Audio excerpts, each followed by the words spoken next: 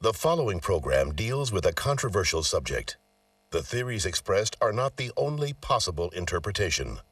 Viewers are invited to make a judgment based on all available information. Tonight, liftoff. We have a liftoff. we investigate the most extraordinary event of the 20th century. It's one small step for man, Man landing on the moon. one giant leap for mankind. But believe it or not, some people say it never happened. This whole thing was a fake. Decide for yourself as we explore the evidence, The Eagle has landed. analyze official government photos, What a ride, what a ride. examine the films, The flag flaps on the moon where there's no atmosphere. and hear the testimony of one former astronaut who's not afraid to speak his mind. NASA could have covered it up. Could the government have orchestrated the deception of the century? NASA could have pulled off the greatest hoax of all time. You be the judge. On Conspiracy Theory, did we land on the moon?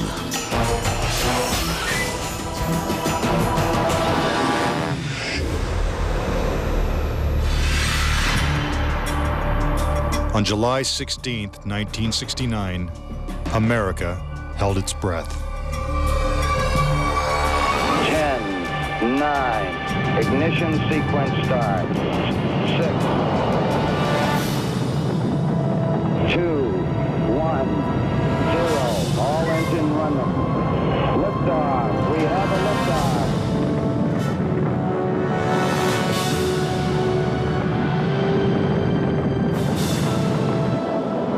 Apollo 11 blasted into space, beginning its 250,000-mile journey to the moon.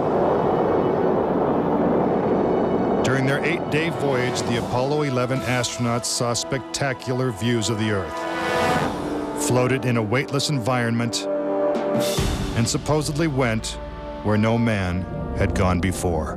Guys looking good, down a half. Lights on, picking up some dust. 4 forward, drift into the right a little. Contact light. Okay, engine stop. We copy you down, Eagle. Houston, Tranquility Base here. The Eagle has landed. But did it? Did they really land on the moon? Most of us think so. Millions of people watched on television as the lunar lander touched down, and these unforgettable words were spoken. It's one small step for man, one giant leap for mankind. But even today, there are those who claim that believing in man's one small step requires one giant leap of faith. Bill Casing was an analyst and engineer at Rocketdyne, the company that designed the Apollo rockets. There were many problems that evolved during the 60s that led people to believe that we're never going to make it to the moon.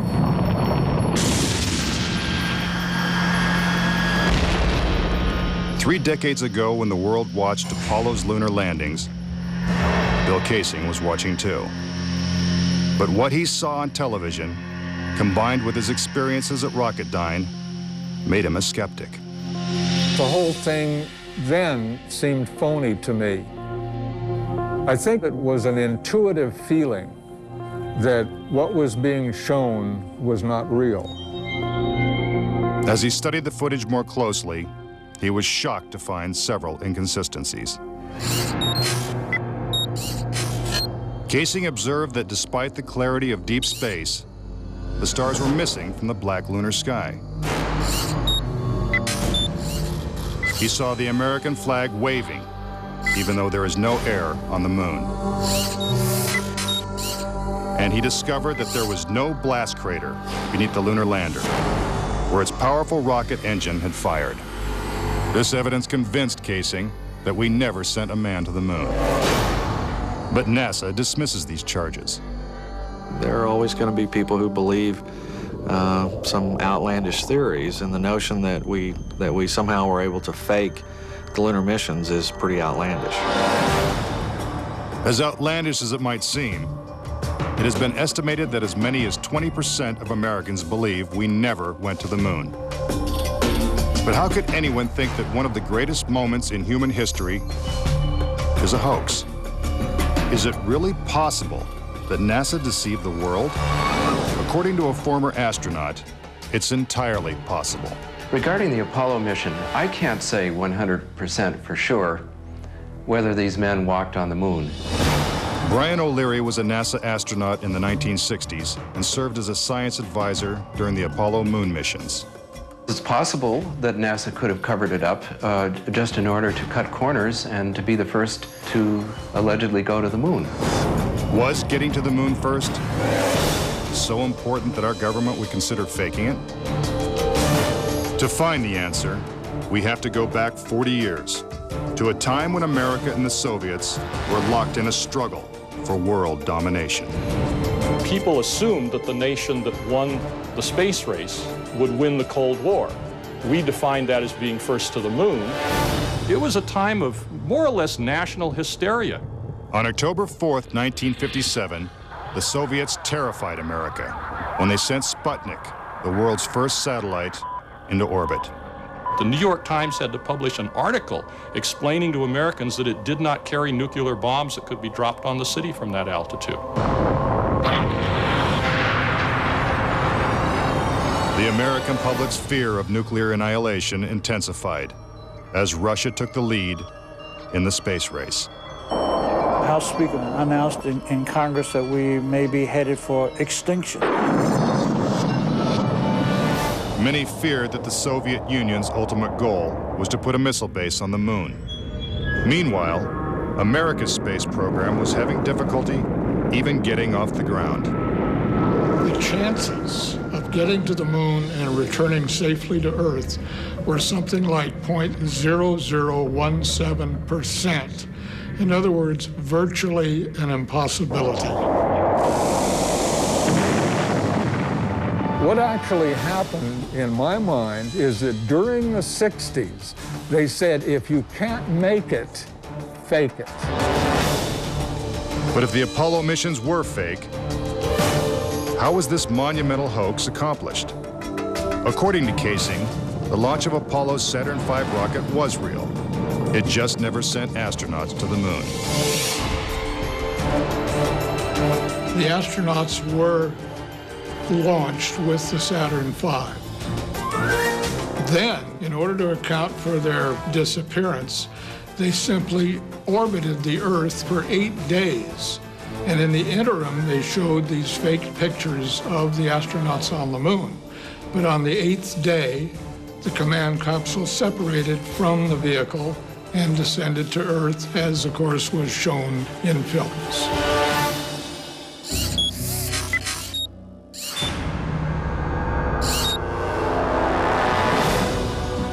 This theory inspired the 1978 movie Capricorn 1, in which the government attempts to fool the world by faking a mission to Mars.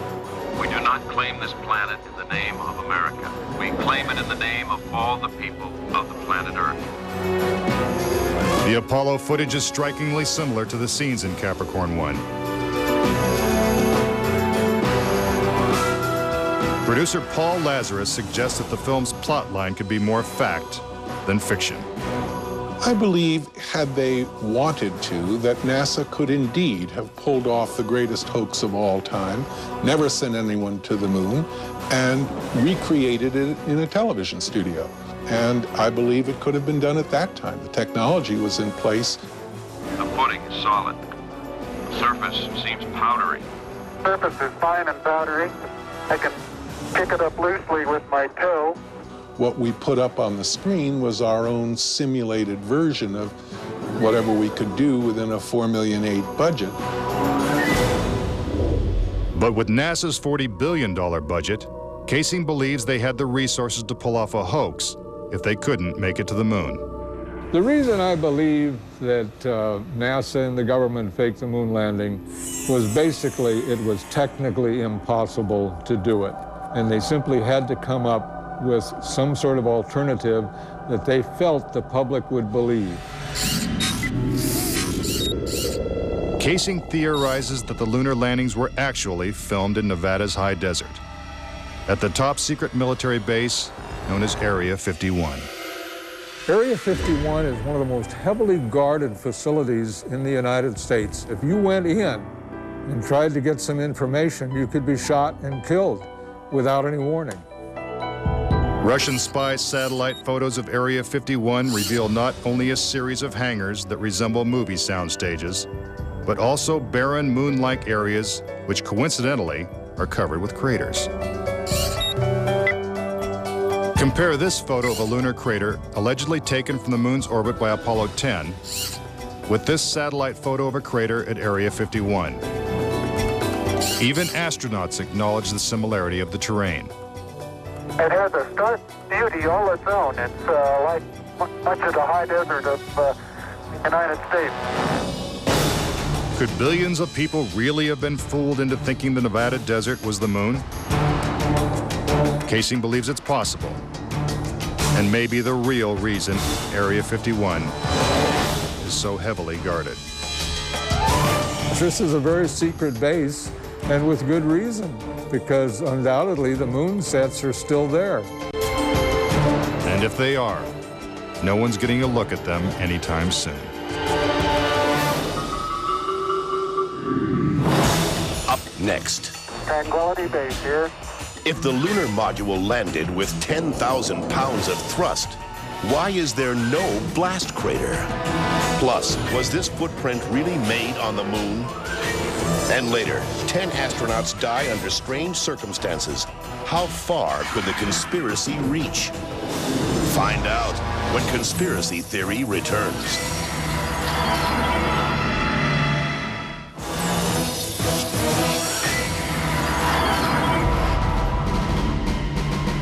We've all been led to believe that on July 20th, 1969, the Lunar Excursion Module, also known as the LEM, carried American astronauts to the surface of the moon. But could it have simply been a prop lowered by wires onto a movie set? Bill Casing says that this may explain the absence of engine noise in the official NASA footage.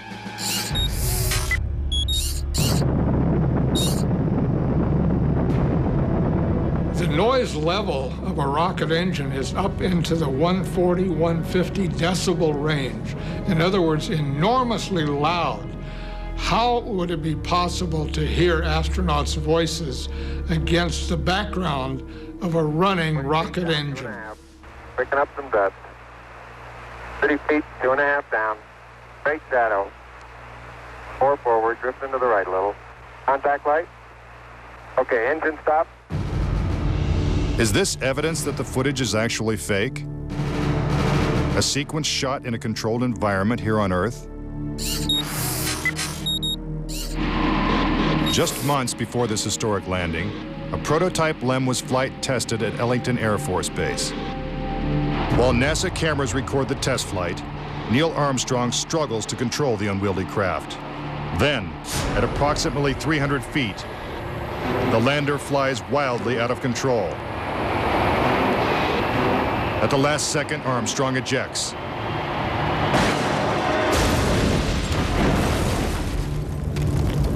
And floats to safety.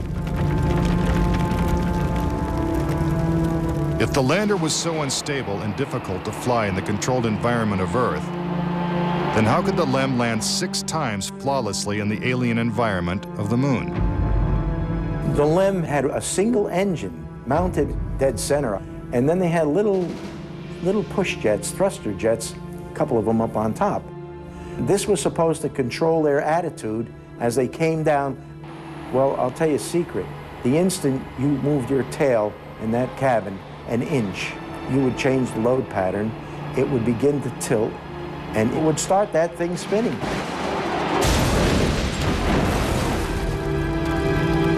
The arguments that have been arrayed on the side of those who believe that the lunar landings were a hoax are very elaborate, and they have to be to support a theory like this. in the end, there's one set of evidence that is irrefutable, and that is that there are footprints, boot prints, still on the lunar surface. But conspiracy theorists say that the footprints themselves are suspicious. The surface appears to be very fine-grained as you get close to it. It's almost like a powder. To have a powerful rocket engine blast the surface of the moon, blasting away all of the dust, and then find footprints surrounding the lunar lander, that to me would be an impossibility. Photo after photo reveals that the lunar surface surrounding the LEM is covered with footprints. But Casing says there's something even more difficult to explain. The fact that there's no blast crater under the LEM is one of the most conclusive pieces of evidence that I find supporting the hoax. In fact, no sign of a blast crater is visible for any of the 6 lunar landings. But LEM specialist Paul Fiel says he can explain why the lunar module left no crater when landing on the moon. The amount of thrust that you need coming out of the bottom of the descent engine is about 1,500, 2,000 pounds of thrust. And all that does is just push dust away. There's no burning or anything like that. Yet NASA's own scientific illustrations clearly depict a blast crater. Then there's one other point. If they had truly landed on the moon, this dust would have then descended on the lunar lander, on the foot pads, and we find not a trace of dust on the foot pads. When I discovered that alone, I said, no way am I looking at a lunar lander that landed on the moon. Could it be that the LEM was just a prop on a giant lunar movie set? When Armstrong said, that's one small step for man and one giant leap for mankind, the footprint that he made could have easily been made in Area 51. Casing points out that the LEM's departure from the lunar surface is even more suspicious. In the footage of the ascent stage going up, what you don't see is an exhaust plume coming out of the rocket engine nozzle. What a ride, what a ride. But what do we see? We see the ascent stage suddenly pop up without any exhaust plume whatsoever, as though it were jerked up by a cable. Is this evidence of a conspiracy? Was the government capable of such a massive cover-up? To propose that this was all faked and a hoax, they have to say that every piece of evidence, that every physical, scientific test that one could offer to support the reality of the lunar landings, they have to say that all of those are fake. I would say that my conviction that Apollo was a fake was really not according to one specific piece of evidence, but it was cumulative. This whole thing was a fake. Coming up. We're getting a picture on the TV. If there's no air on the moon, why is this American flag waving? Plus, could these official NASA photos have been doctored? All of the photographs were faked. And later, is it possible for humans to have survived the deadly radiation in deep space? When Conspiracy Theory continues.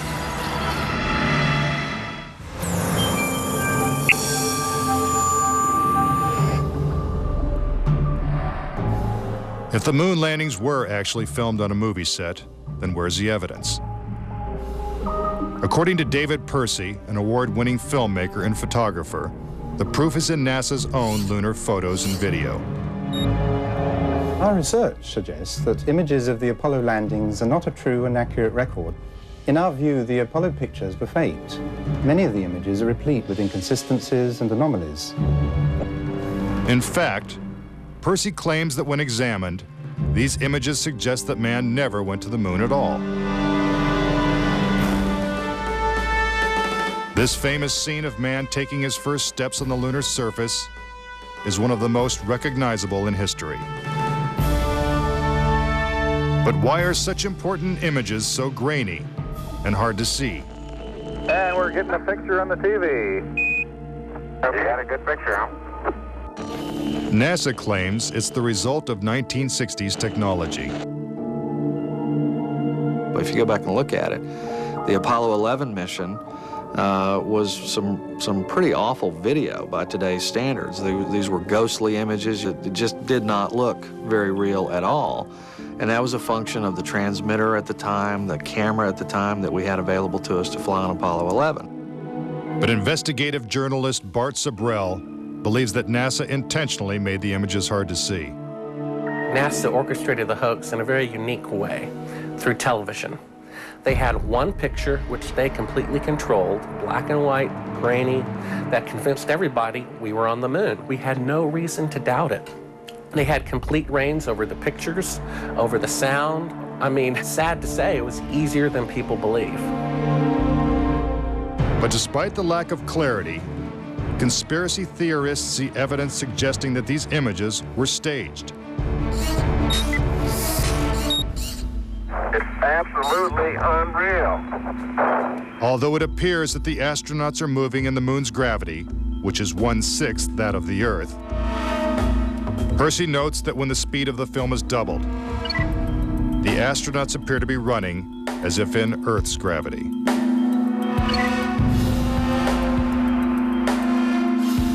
Also, when the footage of the lunar rover is doubled in speed, it looks as if it's driving here on Earth. But there's another reason some believe the Apollo missions were shot on Earth.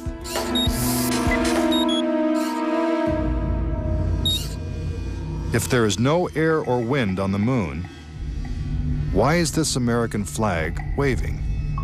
The fact that the flag flaps on the moon where there's no atmosphere means that there must have been a little blast of wind out in Area 51 where they shot this. Could these questionable images simply be the result of astronauts struggling to plant the flag into the lunar surface? Or is there more going on than meets the eye? What about the still photography? Some say the design of the bulky spacesuits would have made it extremely difficult for the astronauts to operate their chest-mounted cameras. The man who designed these cameras is Jan Lundberg. Once on the moon, on the lunar surface, in the dress, in the life support system, you couldn't see the camera. They couldn't bend their head that far down. They had no viewfinder. They had to aim by moving their body. Click, click, click. If the cameras were so difficult to manipulate, how were thousands of photos taken with crystal clarity and precise framing? The pictures that we see that allegedly were taken on the moon are absolutely perfect. But with closer examination, Casing says flaws begin to emerge. Unfortunately, errors were made which are now being discovered. Conspiracy theorists point out that lighting is a major flaw in the lunar photos. Case in point, on the moon, the astronauts' only source of light was the sun. They had no extra lighting, no flashes or things like that. Yet in this photograph from Apollo 14, the shadows are cast in different directions, suggesting multiple light sources. The shadows cast by the rocks in the foreground should have been east-west, like the LEM shadow. And in this photo from Apollo 17, again the shadows are pointing in different directions. Outside in sunlight, shadows always run parallel with one another. So the shadows will never intersect. Conspiracy theorists say it's not just the shadows that indicate the use of additional lights, but what has been photographed in the shadows. For example, here's an astronaut who descends into a huge shadow cast by the lunar module. Yet his entire body is still visible. How is it that he is not shrouded in darkness? Here's the same maneuver from another Apollo mission. Again, the astronaut is brightly lit in what is obviously dark shadow. And in this picture, the sun is directly behind the astronaut. His figure should be a silhouette. Yet even the smallest characteristics of his suit are recognizable. It seems like he's standing in the spotlight. And I can't explain that. That escapes me. Why? And finally, in this picture with the sun behind the lunar module, the front of the craft is clearly visible. The words United States are crisp and clear. How could these backlit pictures be so detailed? It's because there's more than one light source, which means they're not on the moon. But NASA simply dismisses these arguments. There are a number of claims that the pictures taken by Apollo astronauts were faked. And there are so many, it would be an exercise in futility to go off and try to answer all of those. But the questions continue. Why do some of these images shot at different times and different places appear to have identical backgrounds? These two photos seem to have the same mountain backdrop, yet the lunar module is only present in one of them. Seemingly impossible, since the LEM never moved and its base remained even after the mission. What a ride, what a ride. Some suggest the same artificial backdrop was used when shooting two entirely separate pictures. Background discrepancies are also apparent in the lunar video. The best evidence are some pictorial anomalies in the photographic record of the trip to the moon. There is one for Apollo 16 where the same shot, the same hill, appears in 2 different days. This tape was shot on what was reported to be the first of Apollo 16's lunar excursions. But it couldn't pick a better spot. And this video was from the next day at a different location. That is the most beautiful sight. NASA claims the second location was 2.5 miles away. But when one video is superimposed over the other, the locations appear identical. The conspiracy theorists see that as evidence that we didn't go to the moon, that it was staged, and the opposite point of view is that it's a case of bad editing. It's absolutely unreal. Conspiracy theorists claim that even closer examination of the photos suggest evidence of doctoring.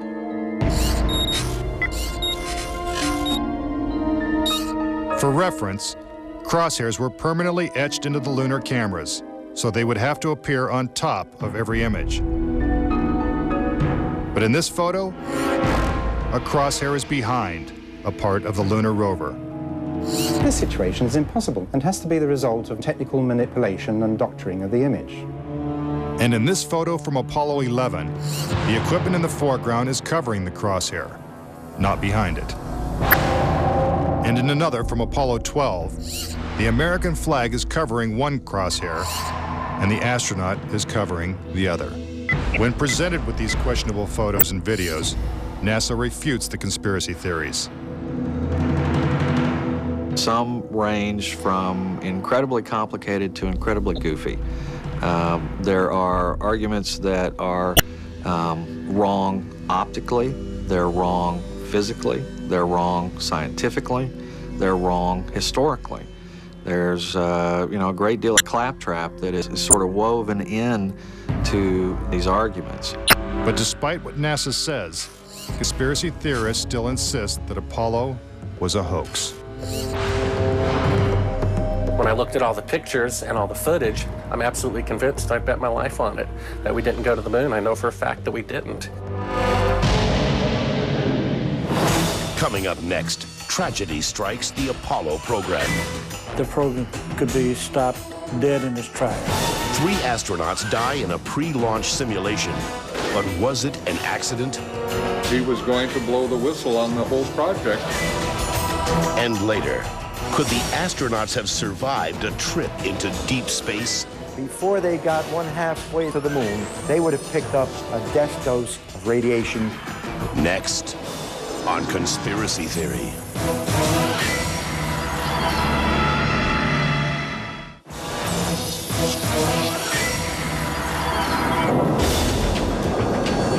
If what conspiracy theorists say is true, how could NASA perpetrate such a widespread hoax of someone from the inside blowing the whistle?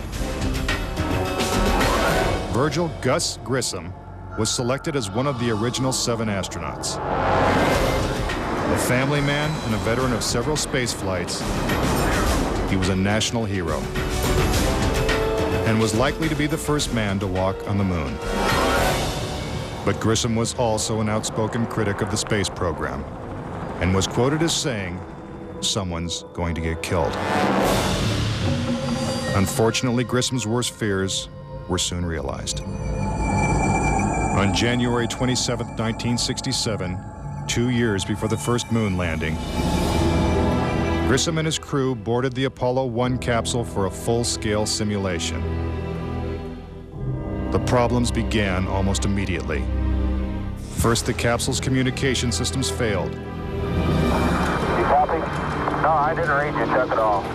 I can't read you, Chuck. You want to try the phone? How do I get the moon? We can't talk between 3 buildings. I can't hear a thing you're saying. Suddenly, the capsule burst into flames with the astronauts sealed inside.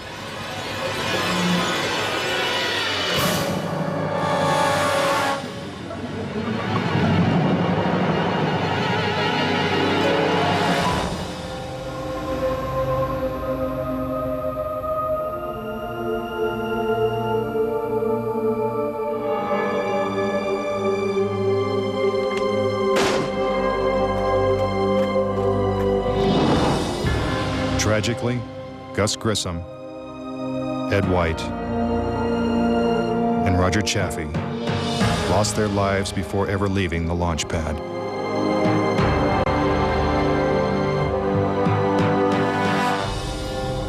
Gus Grissom's family believes the Apollo 1 fire was no accident. I think it was intentionally sabotaged by someone. It's been a question in my mind, what was found in the accident investigation and how was that handled? Was the CIA involved or whoever? But it was done intentionally. Grissom's family doesn't know who was responsible for his death or why it happened. But they say NASA knows the truth. Gus gave his life for this program, and I feel like that it is up to NASA to come forward and give us a direct answer to what really happened. Were Gus Grissom and the Apollo 1 astronauts victims of a tragic accident? Or were they intentionally silenced because they knew too much? We may never know.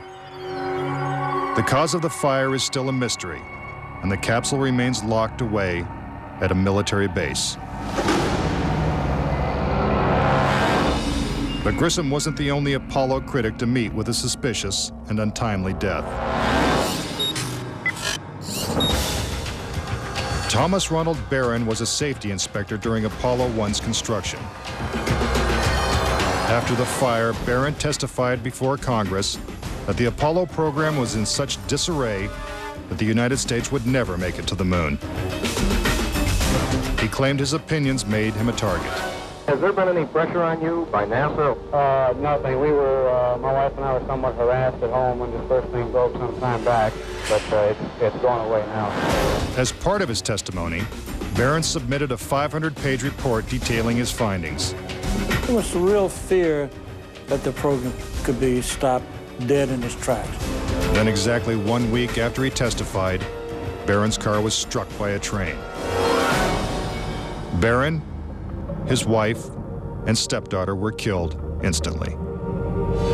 I believe that Thomas Ronald Barron was murdered because he had the truth to tell about the Apollo project. Barron's report mysteriously disappeared, and to this day, it has never been found. But the Apollo program continued, and so did the string of untimely deaths.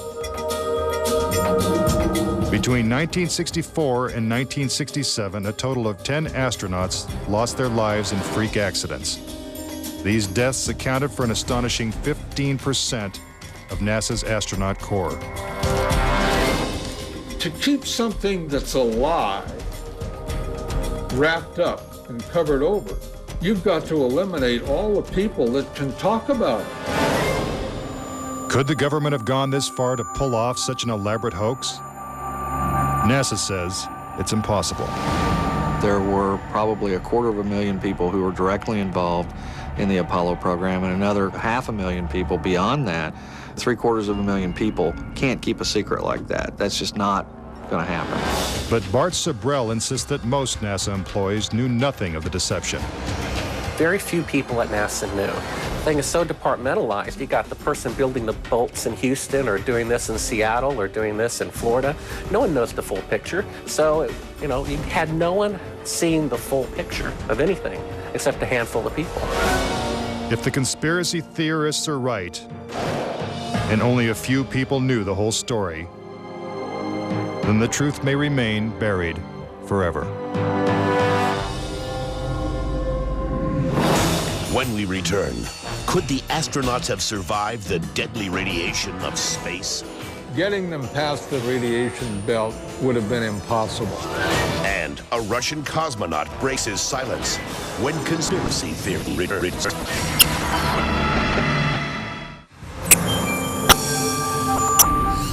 Suspicious deaths, evidence of doctored photos, and flags waving in the airless vacuum of space are not the only reasons to doubt that we ever went to the moon.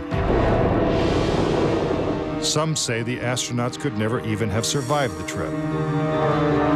The reason why they couldn't go to the moon is because of a phenomenon that few people know about called the Van Allen radiation belts. 500 miles above the Earth, these bands of intense radiation surround our planet and are thousands of miles thick. Any human being traveling through the Van Allen belt would have been rendered either extremely ill or actually killed by the radiation within a short time thereafter. Other than the Apollo missions, no other manned space flight has attempted to pass through this deadly radiation. Every manned mission in history, Gemini, Mercury, Skylab, the Space Shuttle, has been below the radiation belt, all except going to the moon. To protect the astronauts, the capsule would have needed 6 feet of lead shielding, according to physicist Ralph Renee. Obviously, the only shielding they had was the literally paper-thin outer hull of aluminum, and their suits consisting of glass fiber, some aluminum fibers, and silicon rubber. It's very interesting concerning radiation that the astronauts were protected by a thin film of aluminum, when here on Earth they put a lead shield on us when they take a dental x-ray. Some theorize that if the Van Allen belts didn't kill the astronauts, even deadlier doses of radiation deeper in space would have. Violent explosions in the sun called magnetic storms flood space with intense radioactivity. A magnetic storm will come along, and that can increase the intensity of the radiation belts by maybe 1,000 times above what it was before. According to Renee, the Apollo 16 mission coincided with one of the sun's most intense storms ever recorded. Around the rotating sun came this immense flare, the biggest one of the 20th century. It went on for 3 or 4 days. All the while it's slowly rotating around. Although the effects of radiation are horrific, ranging from hair loss to cancer to death, the solar flares had no adverse effect on the Apollo 16 crew.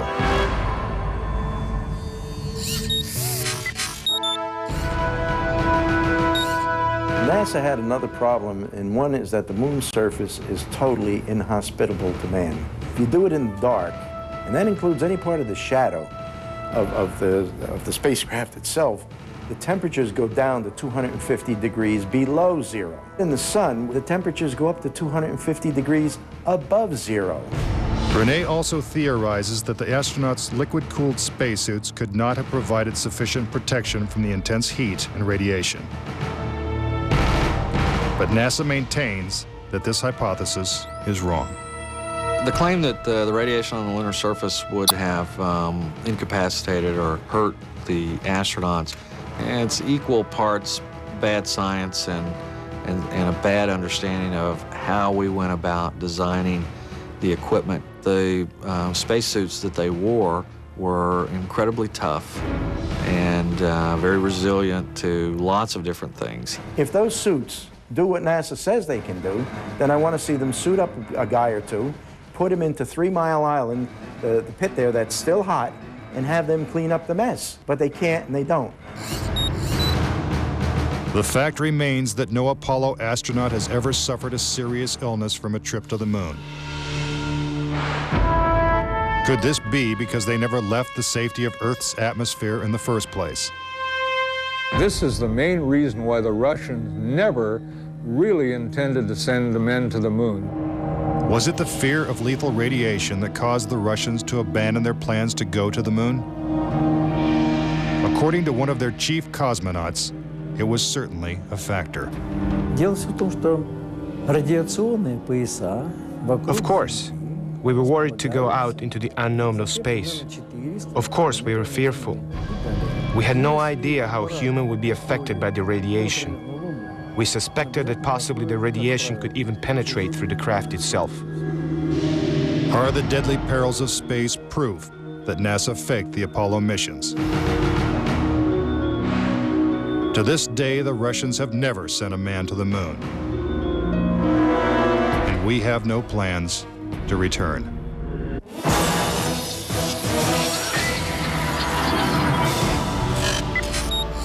Now that you have heard the various theories and explanations, do you believe it's possible for our government to perpetrate such an incredible hoax?